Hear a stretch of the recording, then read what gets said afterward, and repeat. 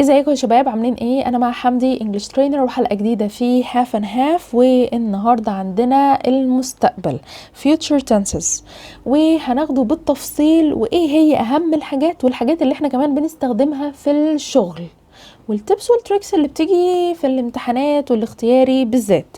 خلونا يلا نبدأ كده، وخلونا اللي انا اقول لكم ال present tenses for the future هما 4 حالات.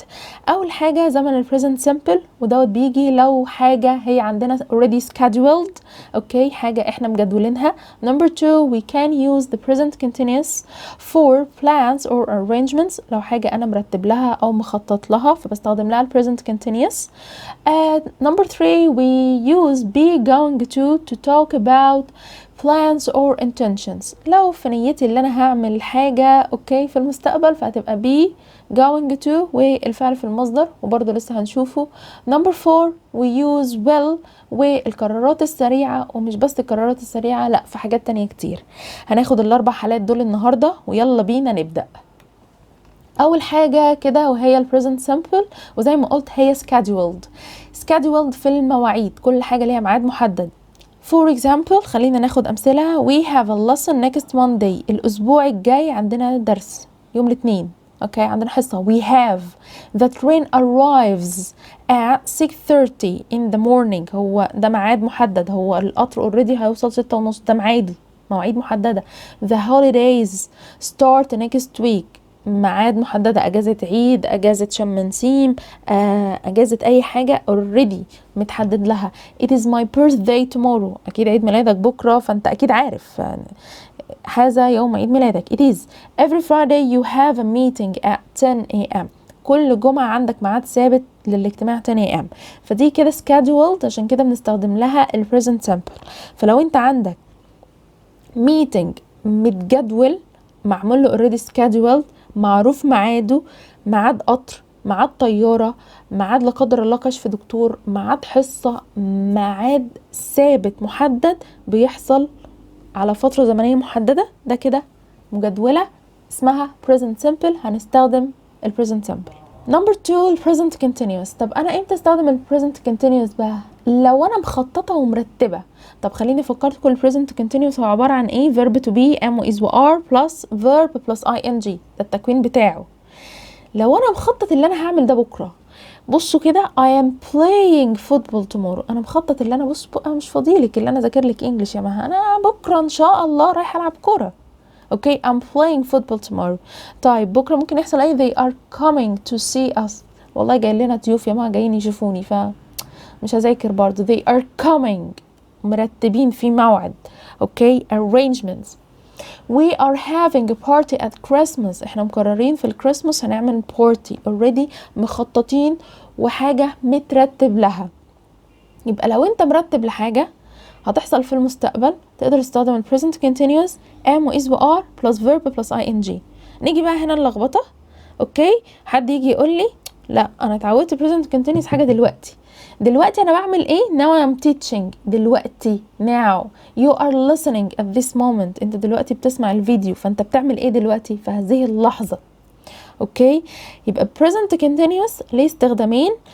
الاستخدام العادي بتاعه اللي هو حاجة بتحصل دلوقتي في هذه الفترة at this moment or now، اوكي، زي ما انا دلوقتي now I'm teaching you are listening، او اللي انت بتستخدمه في المستقبل لو حاجة انت already مرتب لها ومخطط لها، تمام. ده الاستخدامين ال present continuous. نيجي لتالت حاجة وتالت استخدام، وهو we use be going to talk about the plans or intentions. الله بقى، ما هي التانية برضو كانت plans، بس ديت حاجة انا نويت اللي انا اعملها، اوكي. هتبقى verb to be am و is و are plus going to plus verb plus the infinitive form. كلمة infinitive معناها المصدر، زي ما انا هاجي اقول كده I'm going to drive to work today، انا نويت اللي انا هسوق السيارة للشغل بتاعي. they are going to move to Manchester next month، هم الحمد لله مخططين وفي نيتهم اللي هم هينقلوا لمانشستر.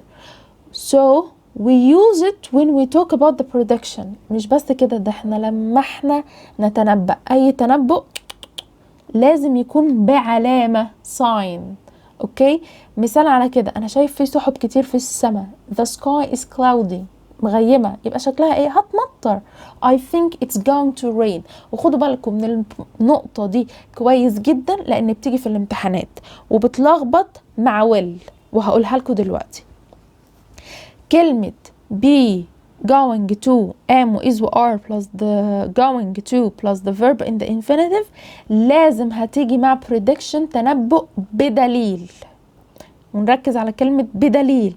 اوكي، فدي كده be going to. حد هيجي يقول لي بصي هو ايه الفرق بقى؟ he is going to travel next week زيها بالظبط والله العظيم، he is traveling next week، الاتنين واحد. دي plans or intentions، دي plans or arrangements، الاتنين واحد، يا اما تستخدم دي يا اما تستخدم دي. تمام، بس ما ينفعش اللي انا اقول the sky is cloudy I think it is raining. لا، I think it is going to rain. يبقى في حالة التنبؤ بدليل لا، لازم لها going to. تمام، نيجي بقى للغول بتاعنا will يا will، ودايما بنستخدمها في القرارات السريعة، بس ليها حاجات تانية وجايه لكم اللي انا التنبؤ بدليل والتنبؤ من غير دليل. عشان التنبؤ من غير دليل هنحتاجها في will، وغالبا will بتستخدم معظم الاوقات. لو اتزنقت في اي حاجة قول will عادي. اول حاجة لو انا قرار سريع I will answer the phone because it's ringing. التليفون بيرن يا جماعة، I will answer the phone، قرار سريع. I will open the door، ما أكيد في حد بيخبط على الباب. I will open the door. He will close the window، الجو برد فقرر يقفل الشباك، أو الجو حر فقرر يفتحه. He will open the window. تمام، طبعا ما ننساش اللي will بيجي بعدها برضو الانفينيتيف form، فعل في مصدر. طب ده كده خلصنا من اول حاجه الكويك ديسيجنز. تاني حاجه ايه؟ لو انا مش متاكد من حاجه هتحصل في المستقبل، يبقى هنا عندنا التنبؤ ايه؟ من غير دليل. I think I will be rich in the future. اوعدنا يا رب، احنا والناس كلها وكل اللي بيتفرج على الفيديو كمان. فده كده I think I will be rich in the future، ده تنبؤ من غير دليل. نمبر 3 الفاكتس، الحقائق. الشهر الجاي هتم 23 سنه، ما دي حقيقه. Okay, next month I will be 23 years old. ففي الفاكتس الحقائق. الوعود لما تيجي توعد حد I promise I will do the tasks. بسمع كلمة الوعود دي كتير في الناس اللي هتعملي تاسكات والله. فلما تيجي توعد حد قول له I promise I will do the tasks. I promise وحط بعدها الفعل في مصدر I will، ودول الفعل في مصدر. لما تيجي تهدد حد برضه، عشان انا ههددكوا بقى بعد كده، اللي مش هيعمل التاسكات ههدده، فها ايه؟ الثريت، تهديد. I will punish you if you don't do your homework.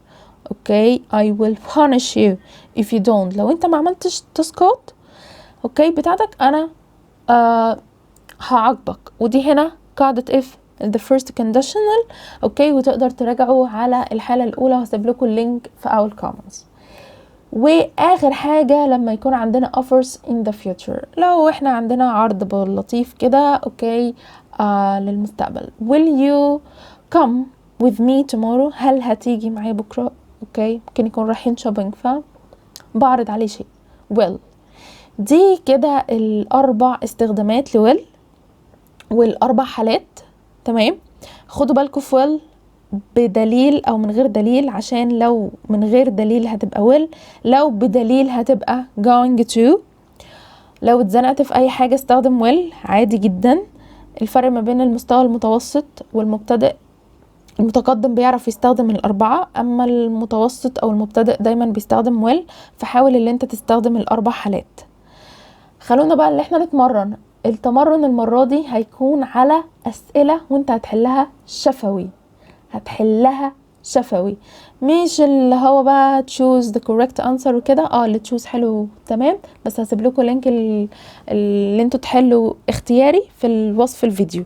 اما بالنسبة لده فاتمنى ان حضراتكم تعملوه وتسجلوا لنفسيكم. بشكركم وبشوفكم على خير في حلقة جديدة. ولو حد عنده اي سؤال يقدر يسيبهولي في الكومنتس. سلام.